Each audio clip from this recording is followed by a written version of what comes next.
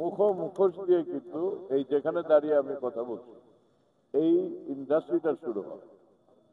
সুতরাং পরবর্তীতে তখন কিছু মানুষ নিজেরা এমনি একটা সামাজিক ভাবে তারা বিভিন্ন পেশার থেকে এসে যে একটা সৃজনশীল কাজ করবে এই বলে তারা নাটক করতো, কেউ মঞ্চে করতো, কেউ এখানে করতো, সেখানে করতো। তারা এই মুখোমুখি দিয়ে আমাদের যাত্রা শুরু। পরবর্তী পর্যায়ে এই ইন্ডাস্ট্রিটা কিন্তু মুক্তিযুদ্ধের আগের যে প্রেক্ষাপট, সেই প্রেক্ষাপটে কিন্তু সেই ইন্ডাস্ট্রিটা অনেক বিস্তৃতি ঘটায় এবং এইটা বাণিজ্যিকভাবে এই ফিল্ম ইন্ডাস্ট্রি তখন পাকিস্তান, ভারত সব ছবির সঙ্গে বিভিন্ন ভাষাভাষীর ছবির সঙ্গে প্রতিযোগিতা করে কিন্তু এই ইন্ডাস্ট্রিটা দাঁড়িয়ে যায় এবং সেখানে এহতেশাম, মুস্তাফিজ, এই যে কারদার, তারপরে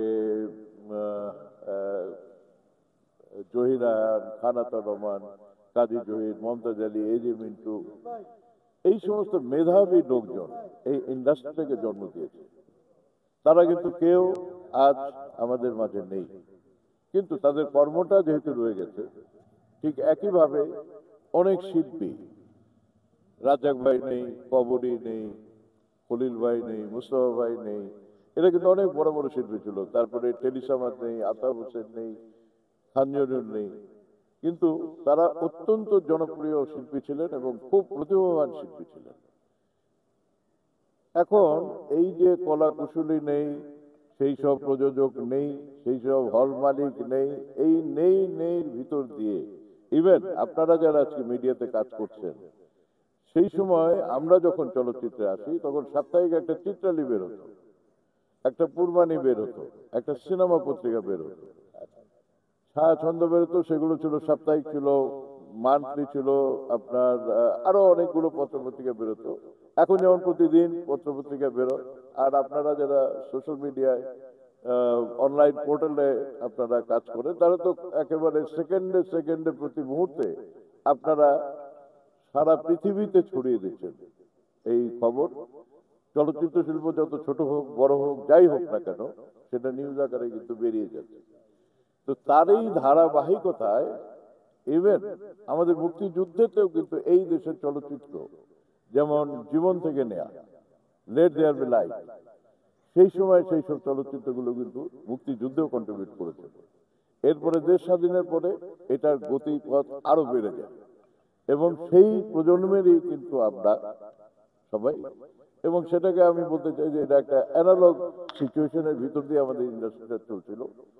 সেই ইন্ডাস্ট্রির সবচেয়ে হাইয়েস্ট বেনিফিশিয়ারি আজকে এই আলমগীরকে এখানে আপনারা দেখেছেন, আমি এখানে ছিলাম, আমরা যারা সিনিয়র লোকজন এখানে আমরা চলচ্চিত্রে অভিনয় করেছি, আমরা প্রযোজনা করেছি, আমরা নেতৃত্ব দিয়েছি, আমরা এই চলচ্চিত্রের প্রতিটি ক্ষেত্রে আমাদের কন্ট্রিবিউশন আছে। বর্তমান প্রজন্ম যেটা এখন ডিজিটাল হয়ে যাওয়ার কারণে আমাদের এখানে কিছুটা পতন ঘটেছে আমাদের এই সমস্ত সৃজনশীল কাজে, কিন্তু আমি অত্যন্ত আশাবাদী একজন মানুষ। আমি মনে করি যে এই ক্রাইসিসটা ওভারকাম হবে, কারণ এখনকার যে তরুণ প্রজন্ম, এখন আপনারা যেভাবে নিউজের মিডিয়াতে আপনারা কাজ করছেন, ঠিক একইভাবে এই চলচ্চিত্রে যে সমস্ত পরিবর্তনগুলো, যেমন প্রযুক্তির কারণে এখন এডিটিং এর সিস্টেমটা চেঞ্জ হয়েছে, সাউন্ড সিস্টেম চেঞ্জ হয়েছে, স্পেশাল এফেক্টের দরকার হয়েছে, এগুলো আমার মনে হয় যে তরুণ প্রজন্ম যারা ইন্টারেস্টেড হবে সিনেমা ইন্ডাস্ট্রিতে কাজ করার জন্য, তাদের সুযোগ সুবিধা সরকারকে করে দিতে হবে। আমাদের সম্মিলিতভাবে আমরা যারা আছি, আমরা পথ প্রদর্শক হিসেবে কাজ করব, তাদের সঙ্গে সহযোগিতা করব, যেন এই ফিল্ম ইন্ডাস্ট্রিটা আবার নতুন করে এই ডিজিটালাইজেশনের যুগে, ঠিক যেভাবে আমাদেরকে বলা হয় সোনালী যুগের চলচ্চিত্রের আমরা লোকজন, ঠিক একইভাবে আমাদের এই চলচ্চিত্র শিল্প ডিজিটালাইজ ফর্মেও এইরকমই একটা সেন্সেশনাল, যেখানে এখন সারা পৃথিবীতে এইটার মার্কেটিং হবে, শুধুমাত্র স্থানীয়ভাবে না। তো এই যে আমি কথাগুলো বলছি, এই কথাগুলো বলছি এই কারণে, আমরা যে শিল্পীকে হারিয়েছি অঞ্জনা, সেই অঞ্জনা ঠিক এই সারা ধারাবাহিকতারই কিন্তু এক প্রজন্মের শিল্পী। আমাদের সমসাময়িক ছিল, সে অত্যন্ত ভালো মেয়ে ছিল এবং শিল্পী হিসেবেও সে খুব প্রতিভাবান ছিল, জনপ্রিয় ছিল, নৃত্যে পারদর্শী ছিল, অভিনয় পারদর্শী ছিল, দেখতে শুনতে সুন্দর ছিল। সুতরাং উনি চলে যাওয়ার পরে যেভাবে অনেকেই চলে গেছেন, যেটা আমি বললাম শুরু থেকে আজ পর্যন্ত, এইভাবে চলে যাবে, তাদের কর্ম থাকবে। প্রজন্মেও যখন পরিবর্তন হবে, সেই প্রজন্ম সেই পথে হেঁটে আবার তার রিপ্লেসমেন্ট হবে না, কিন্তু তার চাইতে হয়তো অনেক বড় প্রতিভাবান কেউ আসতে পারে, কিংবা তার চাইতে একটু কম প্রতিভাবান আসতে পারে, কিন্তু আবার সেই জায়গায় তার কর্মের যে আমাদের জায়গাটা, ফিল্ম ইন্ডাস্ট্রি, ফিল্ম ইন্ডাস্ট্রি থেকে যাবে, সেখানকার মানুষজনের পরিবর্তন হবে, শিল্পী কলাকুশলীর পরিবর্তন হবে। সুতরাং এই পরিবর্তনটাকে আমাদের সবাই মেনে নিতে হবে। এবং আপনারা যারা এই প্রজন্মের আছেন, আপনার চলচ্চিত্রের পজিটিভ দিকটাকে যদি তুলে ধরেন বাংলাদেশ ফিল্ম ইন্ডাস্ট্রি, এটা অনেকেই জানে না। আমরা মনে করি যে যারা লিজেন্ডারি এখনো আছে, আলমগীর আছে, সোহেল রানা আছে, ইলিয়াস কাঞ্চন আছে, এই জাতীয় যারা রয়ে গেছে, ববিতা আছে, শাবানা আছে, অন্যান্য যারা আছে, তাদেরকে আপনারা প্রজেক্ট করে তাদের কথা শুনে তাদের যে শ্রম, তাদের যে অধ্যবসায়, তাদের যে সাধনা এই ইন্ডাস্ট্রিকে তৈরি করার পেছনে, সেই জিনিসগুলো তুলে ধরতে হবে। এবং এই প্রজন্মের যারা শিল্পী কলাকুশলী আছে, তাদেরকে শুধু মনে করিয়ে দিতে হবে যে ক্যামেরার সামনে কাজ করতে হবে, সিনেমার পর্দায় নিজেকে তুলে ধরতে হবে, ক্যামেরার পিছনের কর্মকাণ্ডগুলো কমিয়ে দিতে হবে। তাহলে পরে আবার এই চলচ্চিত্র শিল্প, আমি মনে করি যে তার আগের জায়গায় চলে যাবে। ধন্যবাদ সবাইকে।